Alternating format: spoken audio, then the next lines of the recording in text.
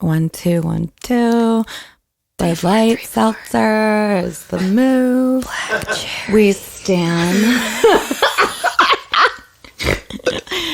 They have a strawberry flavor, unlike White Claw. Not that we're dragging anybody. Go off. It's delicious. This is Ivy, and you're listening to Slut Shame This.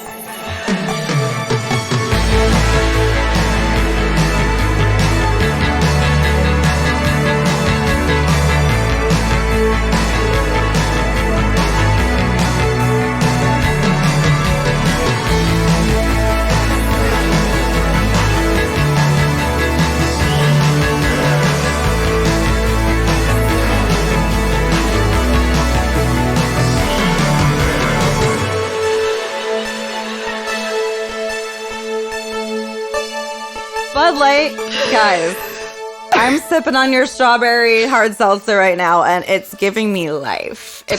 It goes with my diet. It has Sponsor her, Bud Light. Seriously, you're never gonna get women this hot extolling the virtues of your services for free. Absolutely not. No, it's just not gonna happen. So when I slide into your DMs, Bud Light, don't be surprised. We have a combined following of like 2.5 million people.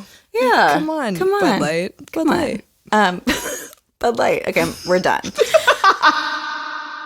Happy Valentine's. I totally forgot until this exact moment when I looked at your beautiful shining face, and I was like, oh my God, I had sex with you yesterday. You did, and that was gratifying. Wow. Yes, an actually gratifying sexual encounter. Call the police. Call the police. But I digress. We're talking about dick appointments, being a woke woman who goes to therapy and still does the same bullshit, and a dick appointment, for those who might not know, or if you're living in 1920, a lot of definitions, like some escorts and sex workers call dick appointments like a work situation. Yeah. For me, a dick appointment is like a booty call, a casual sex encounter. It's when someone is literally just there for sex. So like a booty call. Yeah. Like maybe you film it in our case, but maybe you don't. Maybe it's just for you. But when you refer to a guy as I don't have feelings for him, it's just a dick appointment. That's basically saying like, we're not dating. It's a booty call. And like, how many times is that can we just like pause for a second and just acknowledge the fact that most of the time that's a lie? Absolutely. I mean, I'm so fucking busy. If I actually make time to let you in my holes, if I prepare my holes for you, because, you know, like standards, you're more than just a dick appointment for me at this point in my life, just out of sheer busyness. But I feel like you're in a different place. Well, yeah, you just need maintenance dick. I really do. Like every once in a while when I'm like, holy shit, I haven't had off-camera sex in X amount of time. Who can I break this cycle with? And I really have successfully. You broke the cycle yesterday. I did. I broke the seal. You did. Now it's game over for you, hoes. She's back. I'm back to shooting. I'm back to fucking. It's on. So we've already kind of just organically started on the topic, but this is the first Slut Shame This episode of 2020. Happy New Year. Yeah, Happy New Year. New decade. I missed you guys. I'm excited to be back. We're going to be back to regularly recording, so get excited, get into it. We're reformatting, so there will be some changes, but we're going to have every other week. So 2 episodes a month. Quality, not quantity. We have busy lives, but we're going to be here. And Lena is going to be a new regular on the show. I gotta say, I feel so special. Like, this is kind of like when you get tapped to be like a vixen angel or something. I'm like, oh. We're not plugging that. I'm a regular. Can we bleep that out too? No free advertising. Yeah. Except for Bud Light. Bud Light. I'm like swerving off one too. Honestly. It's really good. Nanas. We're nanas. But yeah, I'm so excited to have you be a part of the Slut Shameless family. Because Kevin and I have talked about it multiple times of like, who could we have on regularly that's just like can bring something to it and that's easy and fun. And our episode was one of my favorite episodes I've ever done. So it just felt My natural. favorite podcast I've ever done. My favorite, like, really, like, thing I've done with my clothes on is Lena Paul. Oh, that's amazing. Like, honestly. That's a high accolade.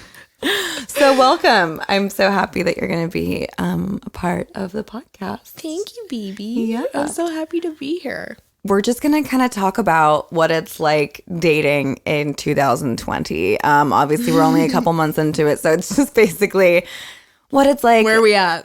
Where are we at? What it's like dating right now. What are our options? What are the kids up to these days? Because I just got active on Tinder. Oh my God. I just saw this meme, which, like you and I were just meme-aholics. I can't get enough. And it was like what the bases are in 2020. And Okay. first base was sex. Yes. The second base, It's ass backwards. first base was Literally, sex. literally. I forget what second base was. Third base was talking about your childhood trauma. And fourth base was admitting that you had feelings for each other. Like the home run was admitting mutual feelings. It's so true. My goodness gracious.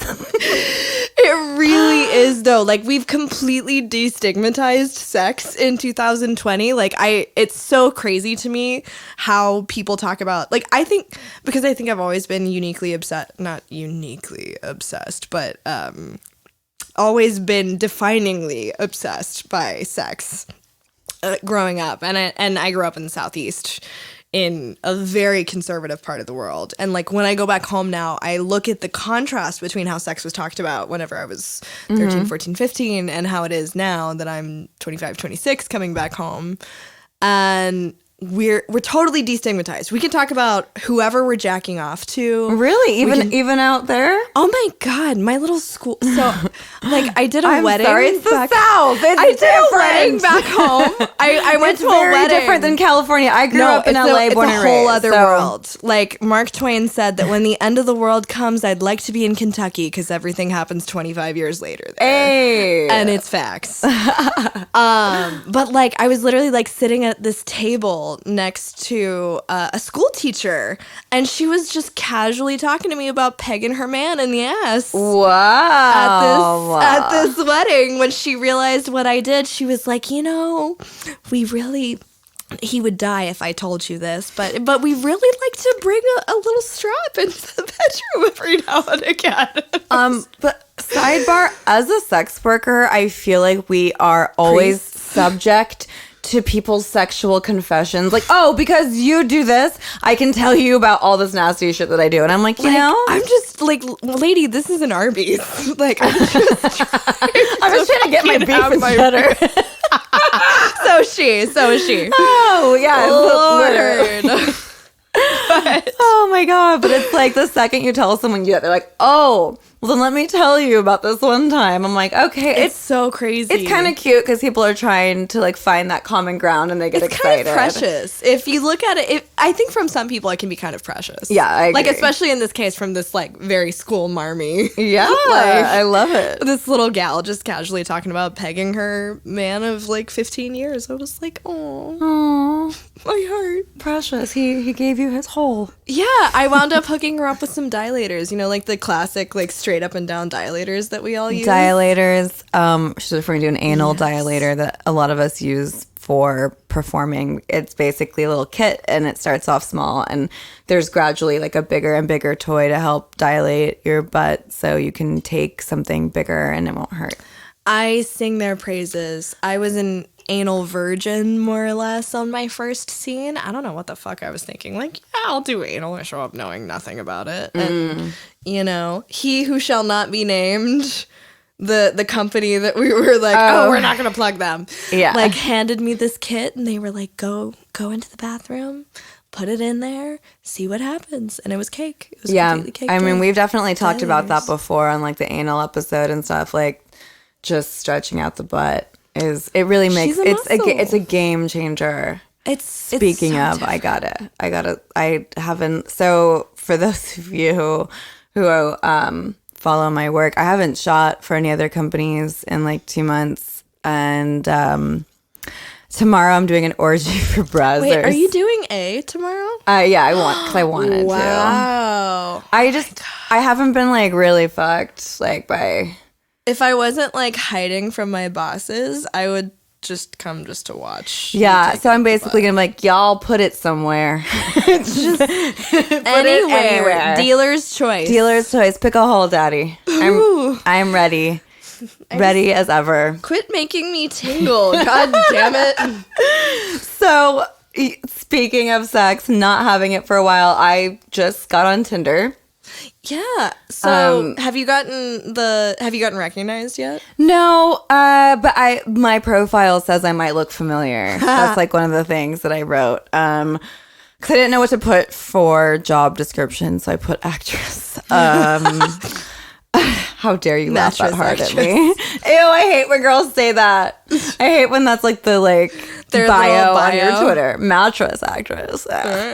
Fuck my holes. Fuck my holes. Anyway. Book my holes. Book my holes. Oh, every new porn girl. Book my holes. I don't know. I feel like the selling point should be you, not the holes. The holes are just the part. Holes are, like, I've seen some great holes in my time, but I'm telling you, like, you can't really tell whether it's a great hole or a tragic hole until you yourself are directly interacting with it. Like, the camera will lie to you. There are people that do not need to be named, but that are very, very famous. I'm talking top 5 on Pornhub that, like, I, with my trained eye, look at their vagina and I'm like, what about you mean like the vagina game or the vagina aesthetics? Like, you can just sometimes look at them when you've had enough and you're like, that is not going to be, within the spectrum of pussies, like, your favorite pussy. Oh, dang, the shade of it all.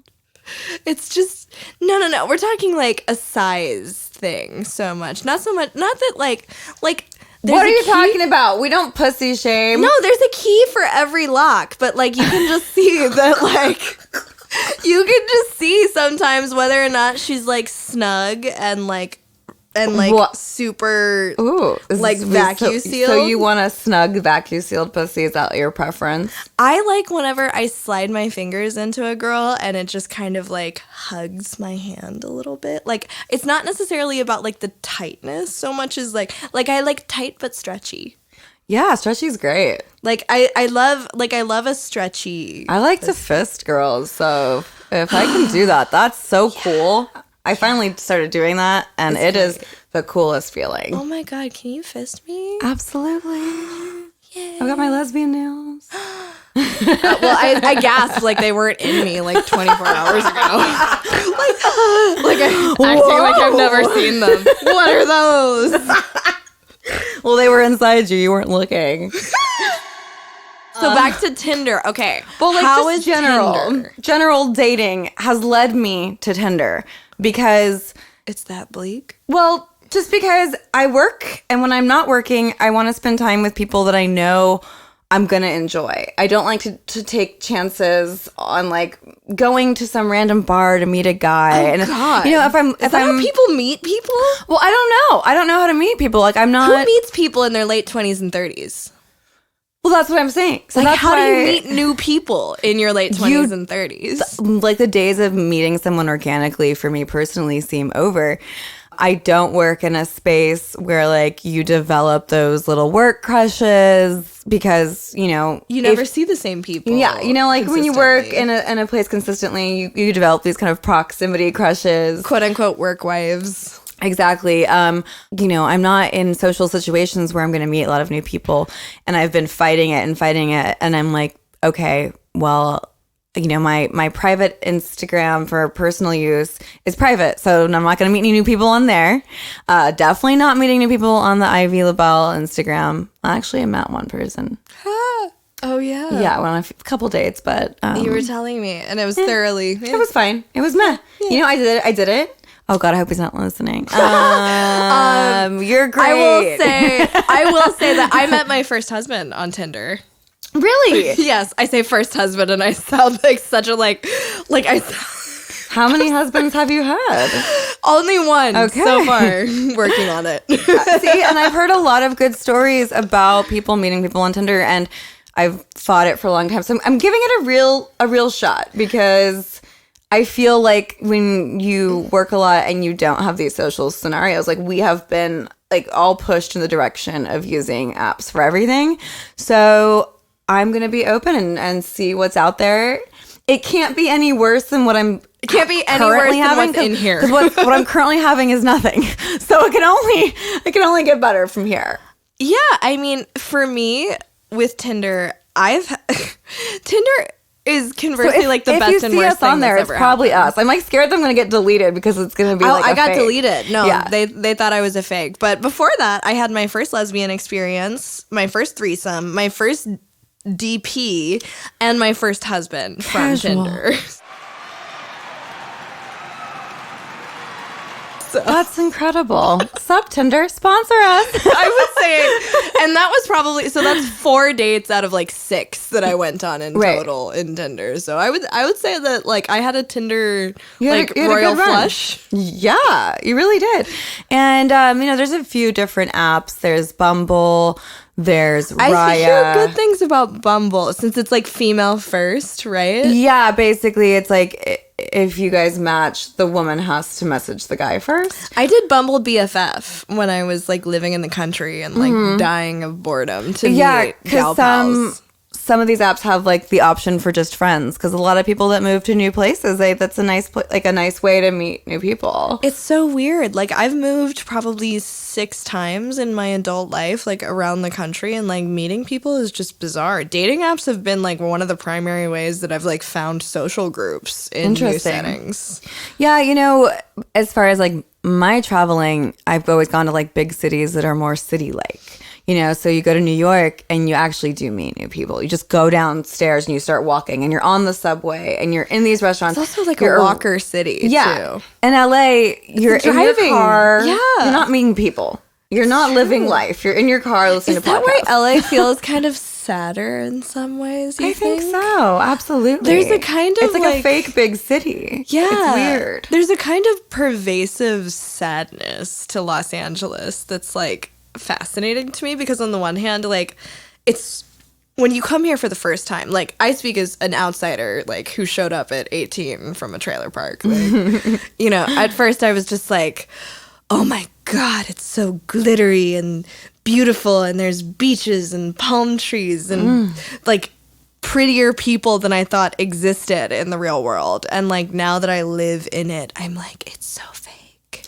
Yeah. It's so curated. It's not fake per se. There's definitely like, genuinely beautiful people. It's just very curated. It's very... Everyone's got their little shtick, and they stick to it. Yeah. But yeah, so it's just challenging. And I also feel like, this is my theory, and feel free to weigh in on it. Instagram ruined dating. I feel like as a single person, even if you're not choosing to be on a dating app, it's literally, you are exposed to thousands and thousands and thousands, millions of other people all the time. And you get this false sense of like everything else is an option. And no one is valuing something really wonderful right in front of them, because you can go on Instagram and you feel like you have access to all these other people, and you can like a hookup is a DM away. It's crazy. I feel like before DMing got introduced to Instagram, like when people met, it was like exciting, like to meet a gorgeous person that you have all these things in common with, and a good connection and chemistry. And it's like, that's not enough. People are still so terrified to commit, not even just monogamously, but commit to like nourishing something, because it's like, well, what else is there? Yeah. So it's like you get overwhelmed. It's like looking at a Cheesecake Factory menu. You're like, fuck, did I pick right? Because this is a novel and I have my pick, and why can't I have everything?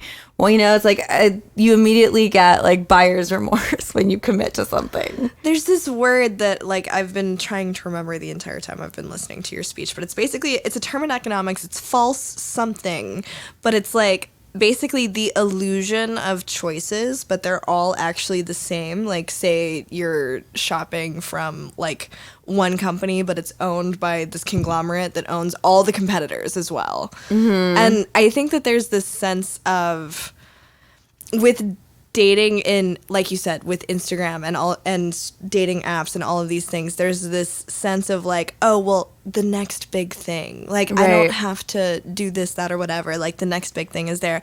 I'm of the opinion, and it's probably a wrong opinion, clearly, as I stated about my first husband. I'm of the opinion that with the right amount of work, most people can live peacefully with each other. Like, at some point, it becomes about like, not for everyone, but for a lot of people that I think get in that decision paralysis about dating, it becomes about like the grass is greener where you water it. Exactly. The more you have this grass is greener complex, if you keep moving to the next thing, it's all the same. Every person is flawed. Every person, you're gonna have to work on the relationship. So start making fucking decisions. And if someone special is in front of you, maybe like give it a chance before you get on Tinder after like the first 3 days. Like maybe. Okay, I'm gonna drag you for 2 seconds. Why? No, don't. Don't. Says the woman who's constantly like, dating women in their 30s is dangerous because we'll block you for the slightest. No, I will block you if you get on my nerves, because I'm also not wasting time, because I haven't felt anything special. Okay, so there's a line. There's a fine line here between. Well, yeah, of course, like we're all entitled to date and not commit, but of course, what I'm talking about is the rare times that I have met people that there's clearly like a connection on both sides, and I still feel like I get the energy that they're still looking for the next best thing. That's what is detrimental, because obviously just because we have like a nice couple dates doesn't mean like you have to sit here and water my grass. When I talk about blocking someone, it's like, if I don't feel like you're meeting my energy or bringing what I think is important to me in a relationship right out the gates, then fuck no, I'm not gonna waste my time. Okay, what is important to you? Because like, here's the new struggle I feel like of women in 2020 is like, demographics are changing, right? Women are more college educated than men are now. I didn't know that. Yeah, there are more women are more highly educated than men now. It's a hair margin. Well, it seems like more of a hair. Yeah. Seems like you. Anyway, I sound like such a man hater, but I love men. It's just stating facts here. But go on. So, women are more educated. Women are going for more specialized fields. Like, you can see in our industry, like, we're one of the very rare industries in which women have more of an advantage than men and earn more money and do all of that stuff. So it's like, okay, if women are making our own money, we're cleaning our own houses, we're making ourselves come, like, what are you bringing to the table besides your damn plate? Hey. I guess that's what I'm asking, is like, what do you want in 2020? Because maybe that's part of the issue, is like, traditionally, and I'm talking for the last 10,000 years of human history, like, marriage and dating and hooking up and all of this stuff has had a lot to do with like simply resources. So like, what the fuck are we doing now? Companionship? I'm looking for companionship for sure. And, I find companionship with my girlfriends too, which is another reason why my threshold for buffoonery is like, buffoonery. To quote Alyssa Edwards. Buffoonery. Yes. Burst. Oh, jeez. Oh, that Alyssa Edwards, baby. That's how you do it. I do get companionship from my friendships, and I make myself come, and I make my own money. So it really, the bar is high. It's not as simple as like, do we get along? Do we have chemistry? It's like, but wait, isn't that what that is? Do we get along? Do we have chemistry? Like, if we've eliminated income, if we've eliminated we haven't eliminated sexual gratification, let's be real. But like, if we've eliminated like income and like these basic provisions that like our mothers and grandmothers sort of like define themselves by, or at least I did, coming up from an economically poor area in which marriage was kind of like something that had a very practical implication to it. I guess it really is about getting along. Well, it's about getting along, but I think when I think of myself with a partner, it's a lot deeper than that. It's like I want to be inspired. I want to be pushed. I want someone that I can build something with and share life experiences. And as I'm realizing, like, life is fucking short. I don't want to waste time with anyone that treats me or makes me feel less than. I want to be excited. I want butterflies. And it's just, you know, Preach. Sometimes the butterflies come too. So that's why I'm like, you know, willing to go on dates with people that might not fit my ideal right away. And I'm trying to open myself up. But yeah, I want, absolutely, we are entitled to butterflies. No, you're 100% you know? valid. I mean, like, I think butterflies initially, like, dominated my initial, like, partnership decision with my current partner. And then, like, also, it was about, for me, like you said, companionship and all of that. Like, who can I, like, have in my house and not want to strangle after, like, 30 days. But it was also, for me, about, like, we're all working now. Like, everybody's working all the time, and we all have multiple hustles. And, like, I think my fantasy that I hadn't even really put into words was somebody that I could hustle with. Yeah. So, like, when we're setting up content appointments, because we're both in the same industry, like, when we're doing all of that, like, doing our content trades, when we're sitting together on the couch, like, editing that content, when we're, like, planning out, like, our next set of shoots, when he's coming to work for me and filling in as, like, extras or PAs or whatever and doing all of that stuff to me, like, that gets me going. That's fucking hot. Having somebody that's just, like, so invested in securing the bag, I guess. Well, that's why I said more of like a partner. Companionship is one thing, but partnership, I think, is a little bit different. I would agree with you. No, I agree. I think it's deeper. I think a lot of that has to do with just, like, trust. Like, there's hanging out, which, you know, we're all. I can hang out. I'm talking about me chasing, like, something more substantial. Real. But that's not to say that, like, I've not had plenty of hangouts. But you're ready for a partnership. I'm sick of hangouts. It's fine, and I'll do it out of necessity. But your girl's trying to get partnered up with something that feels real. And I'm not in a hurry, though. Like, I don't have this feeling that, like, I'm running out of time. Like, I'm gonna be hot, cool, interesting, and rich for a long time. So, like, like, it's fine. Energy. That's the energy that we all need to aspire to going in 2020. I'm going to be hot, cool, and rich for a long time. So I'm in no rush. I also said interesting. Well, you're always interesting. That's not a long time. That's a permanent thing. Yeah. So I'm not. We might be gross and out of date. It's something. Never. Actually, though, like, I sometimes go to places and I'm like, I'm old. Like, I have, like, TikTok. When I was in New York and Jessica and I were going to my friend's bar where literally, like, it's a 21 over bar, but everyone was like 19. Lord.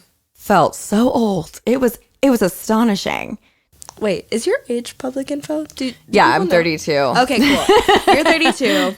I mean, it's. I was just asking. I don't lie about my age because I don't understand why people do that. No, if you look younger than you are and you're trying to maintain a youthful image, then being older than you look is a flex. Yeah. Like, and also MILFs are a thing in this. I digress. I'm 26. And the older that I get, the more excited that I get about aging, because there's something really magical that seems to happen around, like, late 30s, early 40s, where, like, you stop being the first thing that happens to you when you walk into a room full of men is not that you're instantly sexualized. You're sort of just, like, measured. I think you still are. No.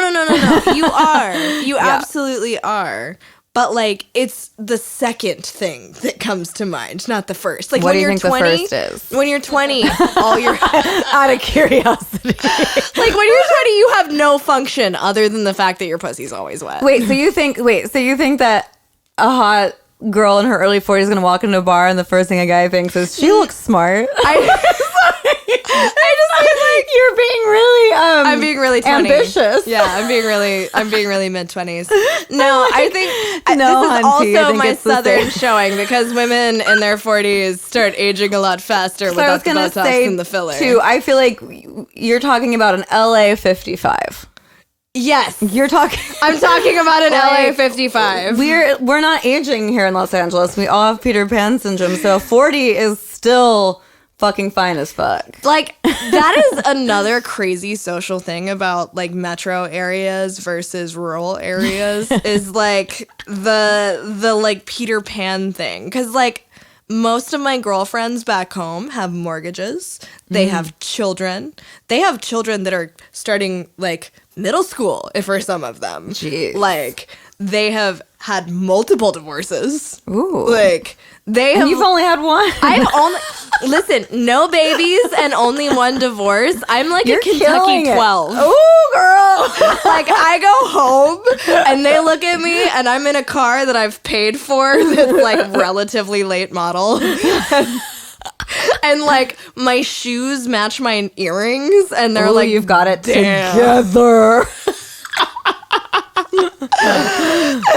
But at the same time they're like, aren't you lonely out there? And I'm like, yes. Deeply. But my bills are paid. Sickening while I'm lonely. But my Instagram bitch is popping and yours is full of toddlers. Priorities. Again, it's like very nuanced. It's like you kind of have to pick what's important to you. And I think So that. what's important to you in this new decade? Like coming into this new decade? All right, new decade in my early 30s. Again, like you'll be in your mid 40s by the time, or sorry, you'll be in your early 40s by the time this decade is over. Which again, like still doesn't feel old to me. No, it's not. So I still don't have that like, oh my God, time's running out. For me, I feel like sex work has opened up so many opportunities and like a freedom I never had financially. So I feel like this, like, again, my best interests are still my priorities, but it would be super wonderful to find a partner and be able to enjoy this new chapter of my life with them because because I have the freedom. I have the freedom to travel. I have the freedom to, work wherever I want. And, I'm finally not stressed about money in my life. And I have a really strong sense of self, of like where I'm going, where I want to be, what my interests are. And it'd be so fun to share that with someone that gives me butterflies and has their own stuff going that inspires me. So if I could find that, great. But I'm also okay continuing to do this on my own because I don't feel like I'm doing it on my own because I have a support incredible system. Friends and, coworkers and everything. So it would be like the cherry on top. And in the meantime, I'm willing to like keep looking and trying to stay positive because it feels really bleak out there. But your attitude, I think, has a lot to do with dating too. And you have to remain optimistic and you have to be willing to change with the times. And I think I was really fighting it, being like, I only meet people organically. And it's like, well, that's not happening. So I have to adapt. And you could be honest that you want things. I think we all sort of just like the whole thing we were saying about, to talking like feminism and like how we do one thing versus the other. Like it's okay to say that you want a partner. Like that's a very I feel like we swung a little hard on the like, not that there's anything wrong with being on your own, but there's also nothing wrong with admitting your needs. I think this whole thing about like, oh, we're too cool to want things. We did that. Like that kind of happened like 2010 to 2017, this whole like I don't give a fuck, no fucks given, this whole concept of like the less emotions you have the better, fuck bitches, get money. It's like, well, I love fucking bitches and getting money, but I also have feelings and needs. I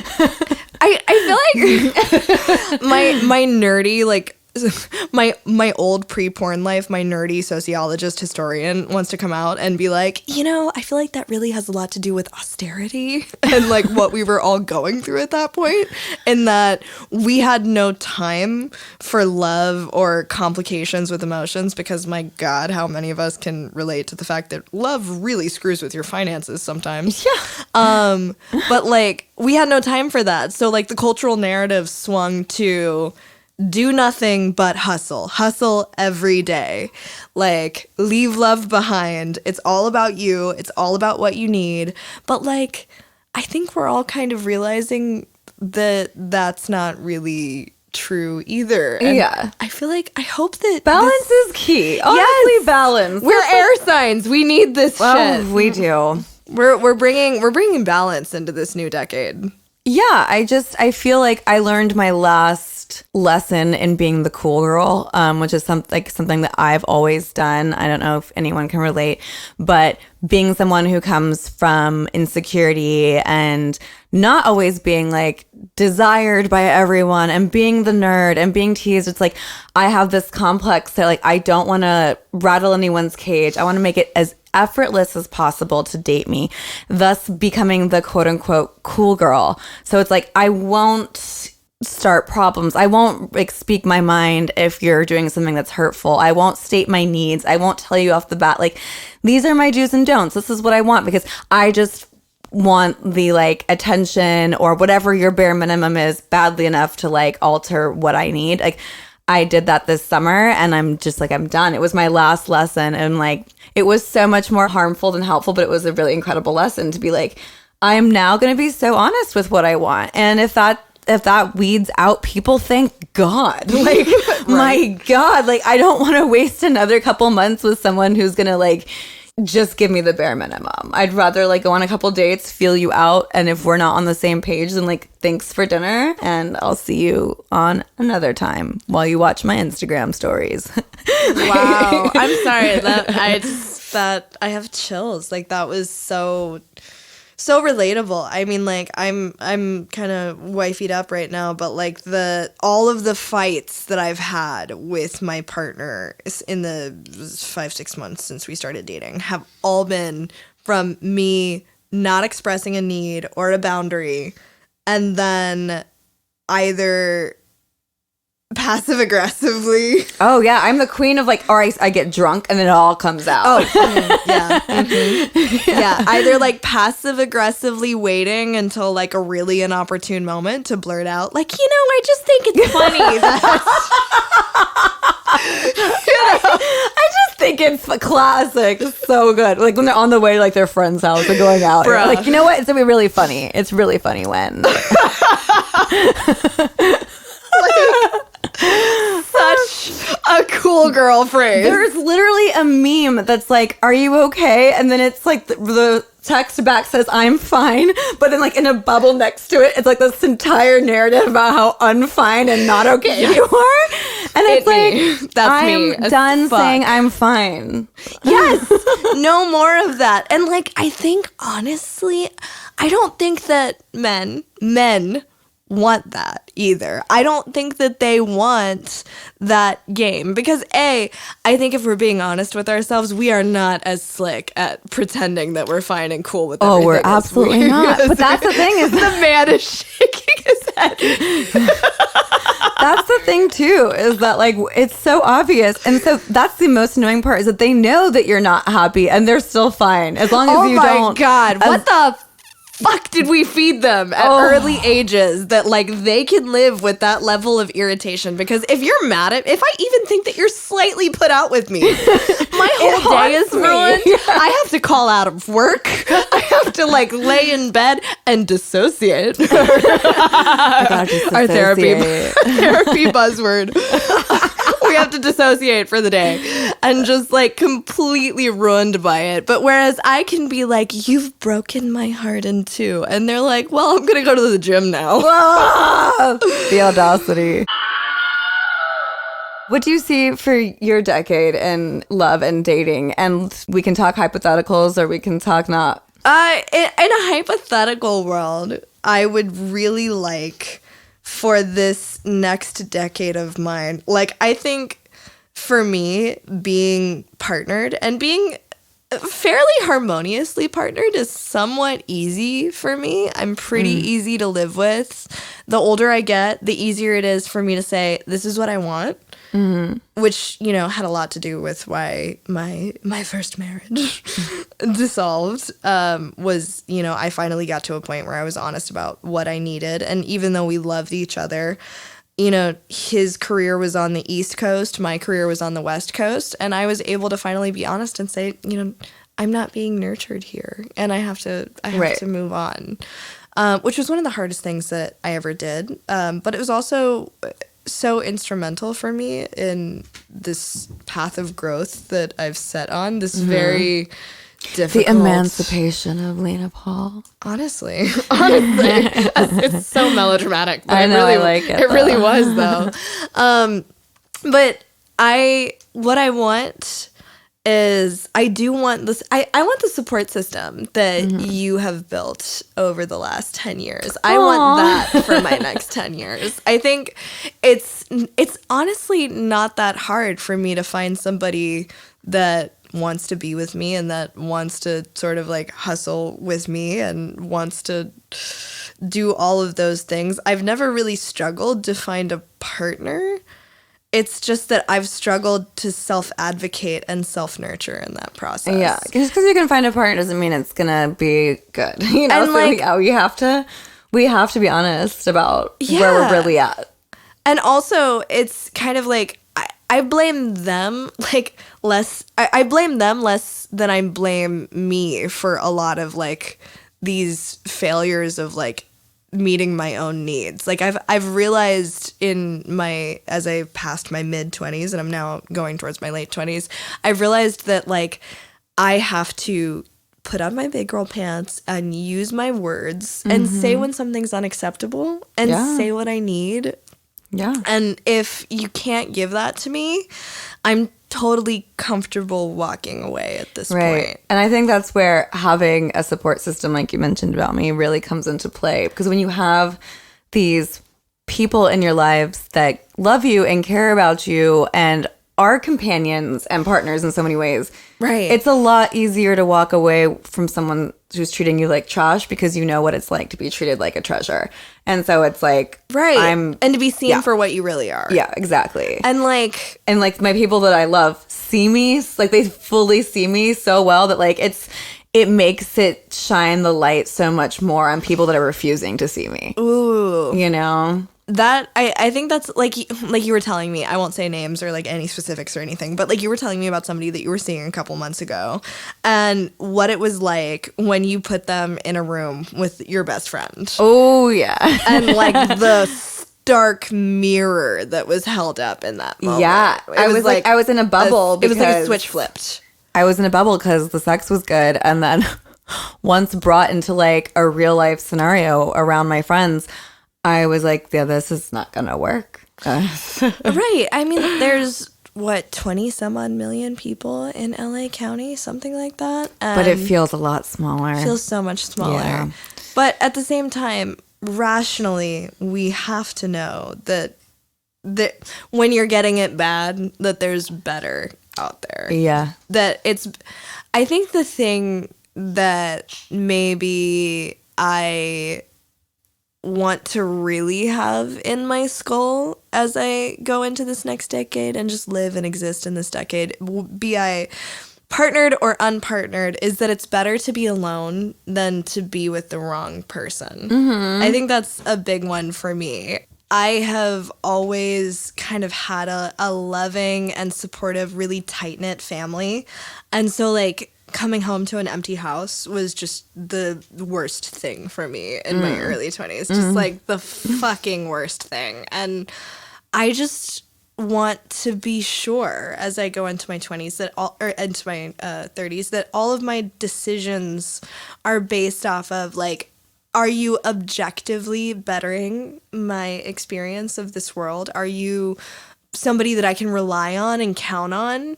And you bring good things to my life, or am I just terrified of being alone? That's not a question. That like the terror is removed. Yeah. But like I think the thing that we missed in 2010 to 2017 is like you have to have a support system. You can't just be an island unto yourself. Like humans are social mammals. We're fucking animals and we're pack animals, and it doesn't work like that. Yeah. And I think that's why we're making a lot of these bad calls in dating, is because we have no clue how to have good friendships. Yeah, people don't know how to have good friendships. So it's like, well, let me just partner up with the first fucking schmuck that comes along because I'm terrified of being alone. Where, yeah, I use the word schmuck. And for me, it was almost like after my big heartbreak when I was 25, I just recalculated and I couldn't imagine getting partnered again. So my whole objective was like, let me throw like all of my love and everything I have into finding really solid friends and you know, for some reason my picker is really good with friends and it's just not as good with lovers, but we're working on that, you know, like we're gonna get there. We all have our strong suits and mine hasn't always been my relationships with men, but that's like, you know, save that for a therapy session. But, you know, I have been really good at finding friends. And like, again, that's all just, it's like the grass is green where you water it. Yeah. And you're very good at nurturing friendships. Thank you. All right, guys, now it is time for the DM of the week. A new year, a new inbox full of DMs, guys. So Lena just got her Instagram back. Yay! So we've got a little treasure trove. Did you find some interesting DMs? Yeah, you know, I got this right as we sat down, and I was like, "Oh, there it is. That's the one." There she is. All there right. she is. So Augustine, thank you so much. Hey, Lena, you have been a woman I've been wanting to have sex with and spend with since I was 17 years old. Oh. I know. We're not going to think about that. And I'm your biggest fan and wish I could have a night with you and show you a good time. And if you want, I'll give you money. Can we just forgo the good time and I'll just take the money? Yeah, like I'll send you footage of me having a good time, which is on your kind of the same thing as having a good time with me. Yeah. Like, for sure. POV. Purchase a POV. I'll say your name. Everything, yeah. Only I should DM him. I should DM him back. He'd better be 18 now. I know. I've only been in 3.5 years now. He's like, I am now 17 and a half, and I am the hugest fan for the But past I have 6 a months. debit card. I'm just kidding. I'm not going to make porn for minors. Absolutely not. Ugh. I look at my demographics on Instagram, and I'm just like, I regret this instantly. Oh, yeah, no. It's like 93% guys, and then I don't so many youths. I don't look at the ages. Just don't. Okay. Don't do me a favor. Don't do it. All right. My audience, my top location is Mexico City, followed by Istanbul and Cairo. It's so bad because there's a city in Illinois, right below the Mason-Dixon line, so still in the south, called Cairo, spelled the same way, but we say it Cairo. There's also Vienna, and Cadiz is Katie's. I digress. Yeah, 96% men, and 4%. Oh, wow, not as bad as I thought it was. 4% are under the age of 18, because unfortunately you can't block by age on Instagram. That's not too bad, but still 4% of like over 1 million is still a lot. Yeah, the vast majority are 25 to 34. Oh, great. 18 to 34 is 77%. Alrighty. That seems about correct. I can sleep a little better at night. All right, That's Augustine. nice. Thank you for this. Thanks. Now we'll go into reviews. We love getting reviews. They're really important to our success. So please, if you listen to this podcast and enjoy it and want us to keep creating more podcasts, then please just take the second to rate us and leave a review. And we actually have one from January, and this one is from Sammy Jr. And the subject is, always learn something I don't. Love the dialogue and sharing of experiences in and out of the industry. I always love learning new things about the opposite sex and the importance of paying attention to details. A great listen, Sam. Aww. I know, Sammy Jr. That's so sweet. Thank you so much for leaving the review. It means a lot, and I'm so happy you're learning something you didn't know. All right, guys, this was the first episode of 2020, the first episode of the new decade. We will be back to our regularly scheduled programming every other week now, though. So not next week, but the week after, you will have fresh new content. And again, Lena Paul, thank you so much for being on the podcast. You're such a joy. Oh my gosh, it was so nice to be here. I so appreciate just getting... Honestly, I just love spending time with you, and the fact that I get to replay it in my car drive is just icing on the cake.